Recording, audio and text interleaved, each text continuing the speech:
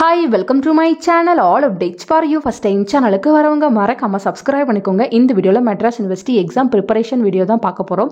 So நீங்கள் வந்து எக்ஸாமுக்கு ப்ரிப்பேர் பண்ண போறீங்கன்னா ஃபஸ்ட்டு உங்களுக்கான சிலபஸை வந்து தெரிஞ்சுக்கோங்க.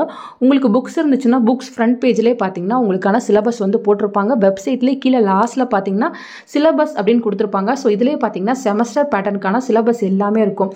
ஸோ யூஜி கோர்ஸுக்கு என்ன, பிஜி கோர்ஸுக்கு என்ன, எல்லாத்துக்குமான சிலபஸ் இங்கே இருக்குது. சர்டிஃபிகேட் கோர்ஸ், அதே போல் டிப்ளமோ கோர்ஸ் எல்லாமே வந்து போட்டிருப்பாங்க. ஸோ இதை நீங்கள் கிளிக் பண்ணிங்கனாலே உங்களுக்கான சிலபஸ் எல்லாமே ஷோ ஆகும்.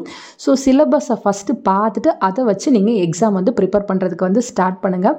ஏன்னு பார்த்தீங்கன்னா உங்களுக்கு டோட்டலாக வந்து சிலபஸில் எத்தனை யூனிட்ஸ் இருக்குது, எத்தனை யூனிட்ஸ் வந்து நீங்கள் படிக்கணும், என்னென்ன டாபிக்ஸ்லாம் வந்து அதில் இருக்குது அப்படின்றத ஃபஸ்ட்டு நீங்கள் பார்த்துக்கோங்க. ஸோ நீங்கள் என்னென்ன ப்ரிப்பேர் பண்ணணுன்ற ஐடியா உங்களுக்கு வந்துருச்சுனாலே ஆட்டோமேட்டிக்காக வந்து நீங்கள் ஒரு சாப்டராக வந்து கிளியர் பண்ண ஸ்டார்ட் பண்ணிடலாம்.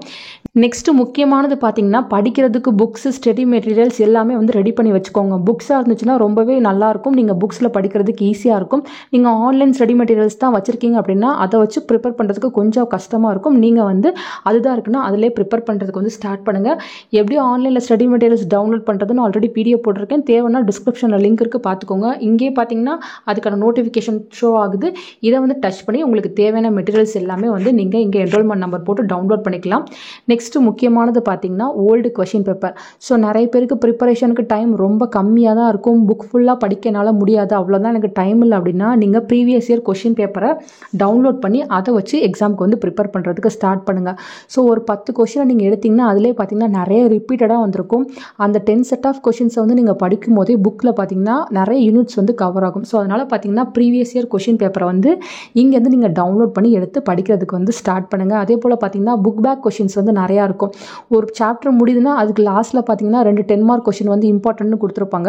ஸோ புக் பேக் கொஷின், அதே போல் பார்த்தீங்கன்னா இந்த ப்ரீவியஸ் இயர் கொஷின், இதை மட்டும் நீங்கள் ப்ரிப்பேர் பண்ணுங்கள். நீங்கள் ஆட்டோமேட்டிக்காக வந்து எக்ஸாமுக்கு போகும்போது ஆல்மோஸ்ட் எல்லா யூனிட்டையுமே வந்து கவர் பண்ணியிருப்பீங்க. ஸோ தியரி பேப்பருக்கு எல்லாமே பார்த்தீங்கன்னா நீங்கள் கான்செப்ட், ஹெட்டிங்ஸ் இதெல்லாமே வந்து நல்லா நீங்கள் மைண்டில் வச்சுக்கோங்க. அதை வச்சே வந்து உங்கள் ஓன் வேர்ட்ஸை நீங்கள் எழுதிக்கலாம். இதே நீங்கள் மேக்ஸ், அக்கௌண்ட்ஸ் பேப்பர்லாம் இருக்குது உங்களுக்கு அப்படின்னா நீங்கள் கண்டிப்பாக வந்து நல்லா ப்ரிப்பேர் பண்ணி தான் ஆகணும். மேக்ஸ், அக்கௌண்ட்ஸுக்கு பார்த்தீங்கன்னா ஸ்டெப்ஸ் மார்க் இருக்கும். ஸோ உங்களுக்கு ஃபைனல் ஆன்சர் வரலனாலும் அந்த ஸ்டெப்ஸுக்கு கண்டிப்பாக வந்து மார்க்ஸ் கொடுப்பாங்க. அதனால் நீங்கள் வந்து நிறைய ஸ்டெப்ஸ் வந்து டெவலப் பண்ணுற மாதிரி பார்த்துக்கோங்க.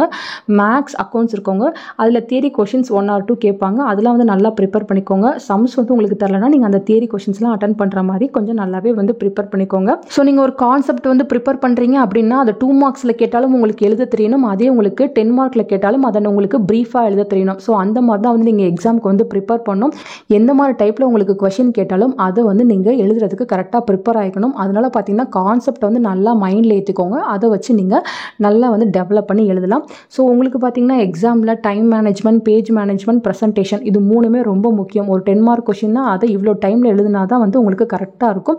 இத்தனை பேஜ் எழுதினா தான் கரெக்டாக இருக்கும். இதெல்லாம் வந்து கரெக்டாக நீங்கள் பார்த்து நீங்கள் எழுதணும். அதே போல் சிம்பிள் ப்ரெசன்டேஷன்லாம் பண்ணி எழுதினீங்கன்னா கண்டிப்பாக வந்து நல்ல மார்க்கே வாங்கலாம் ஃப்ரெண்ட்ஸ். ஃபர்தராக உங்களுக்கு பார்த்தீங்கன்னா ப்ரெசன்டேஷன் எல்லாத்துக்குமே 1 by 1 வீடியோ போடுறேன்.